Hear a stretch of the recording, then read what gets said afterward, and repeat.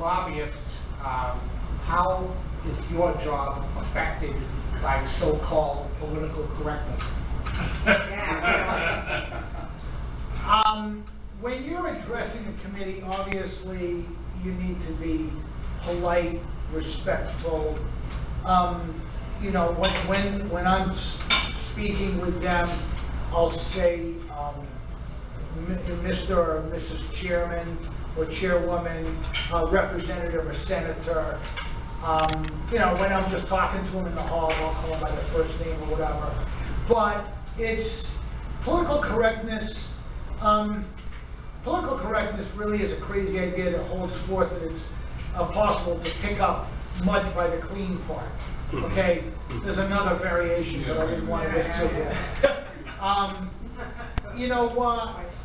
You can't worry about being too politically correct. You have to say what you believe, say it in an articulate and adult manner. Even more important than that, though, is when you're testifying on a bill and you're giving statistics, you better make sure you get your facts right. Do your homework beforehand. Cite and utilize multiple varied sources, even conflicting sources. Obviously, you want to get stuff that's going to promote your position, but you want to have your facts, be respectful, talk to the member. They put on their pants one leg at a time, just like you do. Talk to them in a conversational tone, be respectful, grown up, but just talk to them, stay your peace. Go ahead, Mr. Todd. Yeah, Christopher Maynard from the Meat and Potato Show. I heard you earlier talking about some of the advancements you've made. You were talking to Linda about Child Protective Services, some of the advancements that you've made. One of the series that we do on our radio show, along with the candidate interviews, is we constantly talk to people across the country about their experiences with Child Protective Services. And I've been doing this for a long time, and so we know about the abuses that are going on. But it sounds like from your conversation that I overheard earlier, it sounds like you're starting to make some headway, and I wish you could expand upon that, please. Yeah, I mean, you know, when it comes to Child Protective Services and all of the other health and human services, and really what it's come down to is nanny state nonsense that goes on, is always always making sure you stay with your core principles of keeping decisions about the family with the family, trying to limit government involvement as much as possible, maintaining the fundamental concept of self-determination and self-control, and just resist it's a matter of resisting the statism. Are you starting to see some turnover, though, as you're lobbying, as you're talking to these people? Are you starting to see turnover? Are you getting more response back? Usually the response is we don't want to hear it, we're the ones in charge, end of story. But that dynamic's changing now. Are you seeing that? You will still get that from some of your more arrogant types, but as more people get involved and you have more and more information available, especially on social media is huge. Yeah. I'll tell you that, it is huge, because you can get so much accurate and effective information, actionable information and intelligence out there to regular folks. As you do that, their elitist capacity tends to get eroded. It really, you find yourself fighting against both the bureaucrats and also the nanny state authoritarian legislators, you know, the typical progressives who just want to have government run every aspect of everybody's life. They will sometimes be arrogant and nasty, but generally speaking, when you're actually in committee, there is a specific decorum that they all are expected to follow, and I've seen the committee chairs actually call out specific legislators when they're getting too nasty and condescending, and then they'll call them on it. And you know what? I've seen individual lobbyists. I've had a couple of back and forths with legislators of, you know what, this is not right, what you're doing is not right, and you know, don't forget, I'm paying for this microphone, to quote the great Ronald Reagan. You know, they some of them can occasionally forget that they work for you, right, and they work for me. But here tonight, we're paying for the microphone, so that's okay. Yeah, so you can tell me to shut up. All right. Really? It really comes down to people understanding and embracing the reality that that's their state house, and that's their employee that they're talking to. And they have every right to have their opinion heard. And if it has to be a little bit blunt, go ahead. So, politically correct, no. Polite, yes. With the Child Protective Services and with the whole Common Core, there's a lot of pushback against Common Core in Rhode Island. There's a lot of effort. People don't like it. What we've been finding is that with school choice, now there are arguments for and against school choice that I think both sides make fairly effectively. However, one of our allies down in Rhode Island, the Rhode Island Center for Freedom and Prosperity, they're a C3. They are very heavily involved in, among other things, in school choice, and they have found in their research that a large number of inner city and lower income parents like the idea of school choice because it gives them more of a say in their children's education.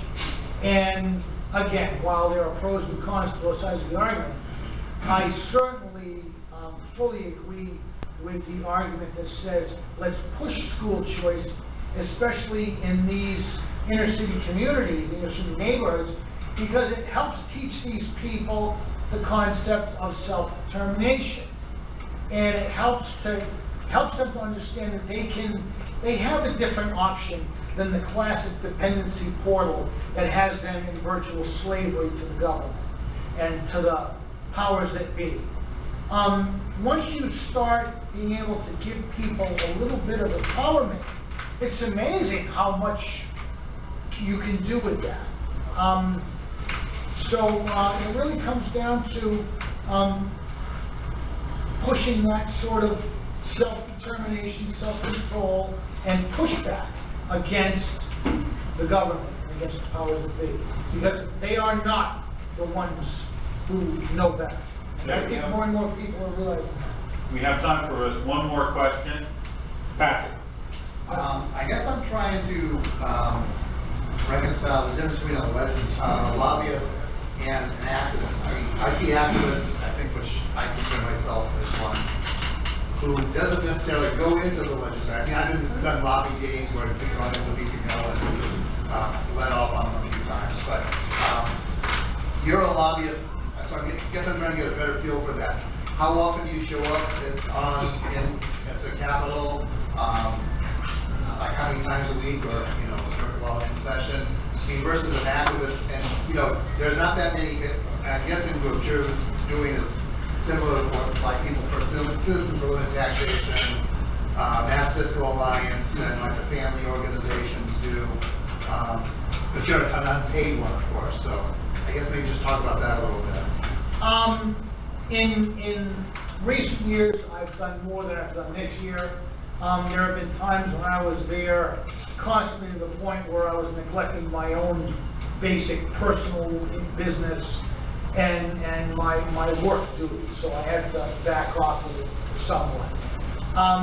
It really depends on what the issue is. We don't address every single bill that's there. We don't even address every single issue, simply because a single person can't do everything. John and I are essentially the ones who really run things for the Rhode Island Tea Party. We're an Sounds familiar. Yeah. There's a lot of people who like to talk, and we're always like, you know what? Yeah, get down. And we have been able to turn people out. for certain things, specifically gun legislation. We absolutely squashed it this year. As a matter of fact, we are hoping to get passage in the House this year, to happen, of a concealed carry bill that would change the fundamental nature, that it changes the language of what constitutes a suitable person, and it effectively changes the fundamental nature of concealed carry for law-abiding citizens. It takes concealed carriers from an outlier and sort of a fringe person to concealed carry as a normal, everyday, expected activity for law-abiding, responsible citizens. Yeah, go ahead, man. To answer your question, from my point of view, there's no difference, and that's why I wanted Mike to come and talk. Being an activist means being a lobbyist. You have to do it. How many times has the governor of Massachusetts mentioned the Tea Party at all publicly? Can you count them? No, because it's zero. Do you know that Lincoln Chafee, in his State of the State address, said, he said the so-called conservatives and the Tea Party in the State address, I do not believe Lincoln Chafee would have done that without what Mike does. Because what Mike doesn't talk to the people who already agree. Mike is taking the fight to the enemy, and he's telling them in a number of words, that exactly our position.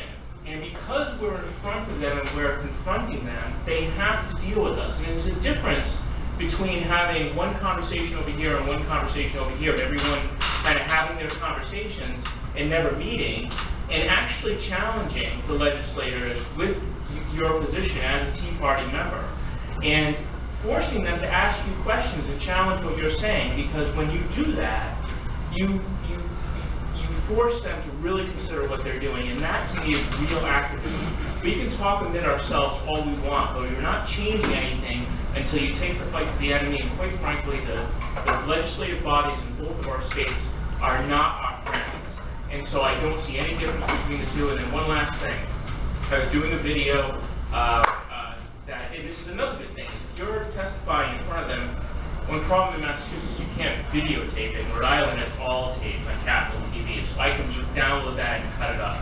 There's some ideas I have on changing that. I think the Tea Party should definitely do it. But because everything is filmed, I'm able to take that down and cut it up. Well, one time, this one legislator implied to Mike Stenhouse, the CEO of the Rally Center for Freedom and Prosperity, that his testimony is only for a certain group of people, and so who look like him, and she happened to be a minority. Mike happens to be white, and so she was playing this off as an emotional, racial thing, whereas Mike's talking about freedom for everybody. Her positioning was very, very different. So I'm taking this video and then I'm commenting as things are said. Well, one thing I said was, if you want everybody to have freedom of health care, you're a racist. Well, I showed it to Mike, and Mike's like, you can't do that. It's brand of Rhode Island Tea Party. I lobby almost every week, and I speak to this woman every single week. I know what you're saying is true, but I don't want you to do it. And of course, you know me, I would never, do anything to offend anybody. But in respect of Mike and his position, and his very powerful position as a lobbyist, I removed it and I changed it. But that's you need to have that level of relationship with the people that are making the decisions to the point where you're not willing to insult them in a video. And I think that is something that is very powerful. And I think of all Patrick, or what's her face,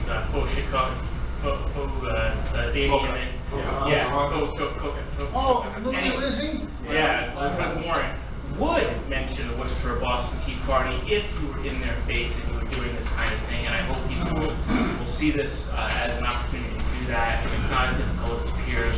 And I think there's a huge amount of benefits to it. One of the things that thank you for actually carrying that on, John. One of the things that I was going to say is a lobbyist, in the truest sense of the word, is an activist that actually gets and talks in front of a microphone in a hearing room, as opposed to an activist that talks, in front of a microphone at a rally. That really is, he's absolutely right, it really is the only difference. Don't forget, I said this before, these people all put their pants on one leg at a time, just like we do.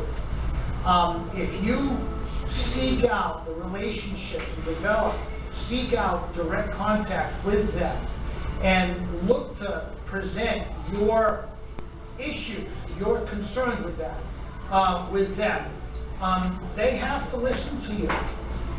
They have to listen to you, because you can then, if they don't, you can then take, their failure to listen to you and take it to their voters and say, you know what, this person doesn't care about you, maybe you shouldn't vote for him next time. These people all want to get reelected. And the ones who have, the good legislators who've been elected in Massachusetts, especially in Worcester County in recent years, they got elected because more and more people are thinking like the Tea Party. So seek out those relationships, develop them, and from there you can develop the apparatus to then communicate to people. Thank you.